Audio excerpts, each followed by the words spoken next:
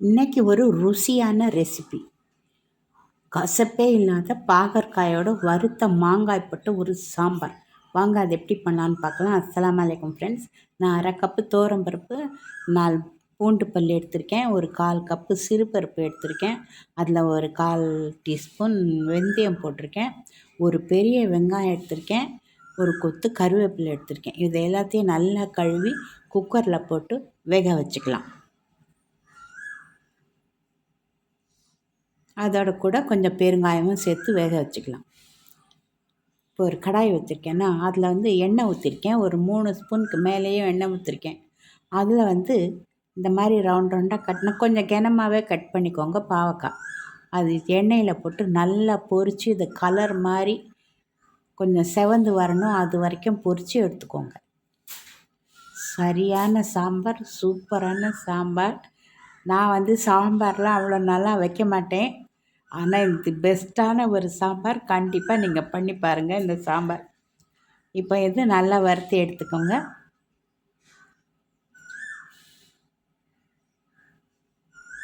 எல்லாத்தையும் வறுத்து எடுத்துக்கோங்க.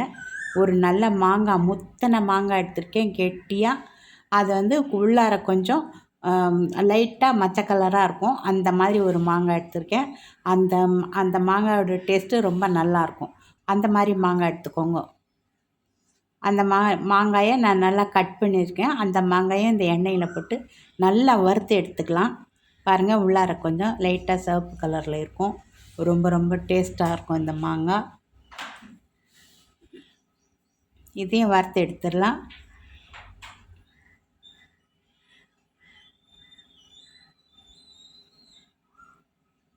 இதுலேயே ஒரு ஸ்பூன் கடுகு சேர்த்துக்கலாம். கடுகு நல்லா வெடித்ததும் கடுகு நல்லா பொரியட்டும். நல்லா பொரிஞ்சு வெடித்ததும் இதில் நம்ம வறுத்து வச்ச பாவக்காவை சேர்க்க போகிறோம்.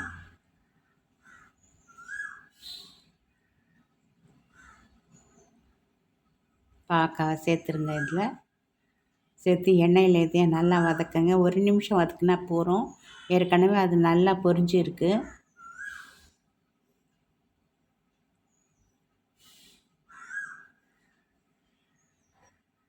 இதோட 2 காஞ்ச மிளகாய் போட்டுக்கோங்க.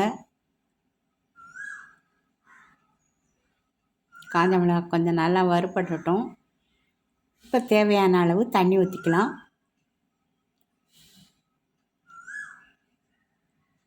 மஞ்சப்பொடி 1/2 ஸ்பூன் போட்டுக்கலாம். மிளகாய் பொடி 1 ஸ்பூன் போட்டுக்கலாம். தனியாப்பொடி 1/2 ஸ்பூன் போட்டுக்கலாம். தனியாத்தூள் கொஞ்சம் அதிகமாகவே இருக்கட்டும். 1/2 ஸ்பூன் சாம்பார் மிளகாத்தூள் போட்டுக்கலாம். இதை நல்லா கலந்து விட்டுருங்க.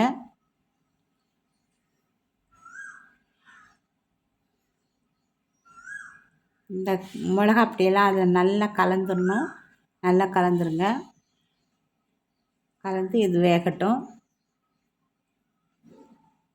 இந்த உப்பு காரமெல்லாம் அந்த பாவக்காயில் பிடிக்கட்டும். தேவையான அளவு உப்பு சேர்த்துக்கலாம். இது ஒரு பக்கம் வேகட்டும். இப்போ பருப்பு எப்படி இருக்குன்னு பார்க்கலாம். பருப்பு பாருங்கள், அருமையாக வெந்திருக்கு. 2 பருப்பும் சேர்ந்து அந்த வெங்காயம் பூண்டோட நல்ல அந்த கருவேப்பிலையோடு நல்லா வெந்திருக்கு. இதை மத்து போட்டு கடைய வேண்டாம். இந்த கரண்டியாலே ஒரு 2 சுற்று சுற்றினா போகிறோம், ரொம்ப கடைய வேண்டாம். இப்போது இந்த பருப்பை சாம்பாரில் சேர்த்துக்கலாம். சேர்த்து இதை நல்லா கலந்து விட்டுக்கலாம். இது வரைக்கும் நான் தக்காளி இதில் போடல. நான் பெரிய தக்காளியாக 2 எடுத்து மிக்ஸி ஜாரில் போட்டு அரைச்சி வச்சுருக்கேன். சாம்பாரில் எப்போவுமே தக்காளி அரைச்சி போட்டு பாருங்கள், ரொம்பவே சூப்பராக இருக்கும்.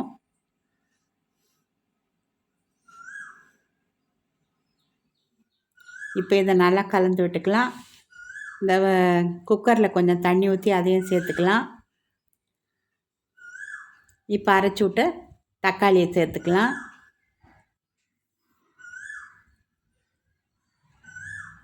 இப்போ வறுத்த மாங்காயும் சேர்த்துடலாம். இதை நல்லா கலந்து விட்டுக்கலாம். தண்ணி வேணும்னா நீங்கள் தண்ணி கொஞ்சம் போட்டுக்கோங்க, இல்லாட்டி அதுவே போகிறோம்னா அப்படியே கெட்டியாகவே பிடிக்கும்னா கட்டியாகவே இருக்கட்டும். நான் கொஞ்சம் தண்ணியாக தான் இருக்கணும்னு தண்ணி ஊற்றிருக்கேன். இப்போ இதில் பெருங்காயம் சேர்த்துக்கலாம். பெருங்காயம் சேர்த்து இதையும் நல்லா கலந்து விட்டுறலாம்.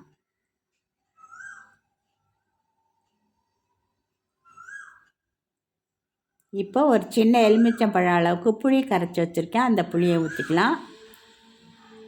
கொஞ்சமாக போட்டால் போகிறோம் புளி, ஏன்னா மாங்காய் போட்டிருக்கோம். அந்த மாங்காய் வந்து ரொம்ப புளிப்பாக இருக்காது, அதுக்காக தான் நான் புளி சேர்த்துருக்கேன். இப்போ இதை நல்லா கலந்து விட்டுக்கலாம். கலந்துட்டு கொதிக்க விட்டுறலாம். நல்லா கொதித்து வாசனை கம்மன்னு தூக்கம் பாருங்கள், அந்த மாதிரி ஒரு தூக்கம் வாசனை. இப்போ மேலே கொத்தமல்லி தூவி ஆஃப் பண்ணிடலாம். அருமையான ஒரு பாவக்காய் வறுத்த மாங்காயோட ரெடி ஆகிடுச்சு ஃப்ரெண்ட்ஸ். பிடிச்சிருந்தா லைக் பண்ணுங்கள். அஸ்ஸலாமு அலைக்கும்.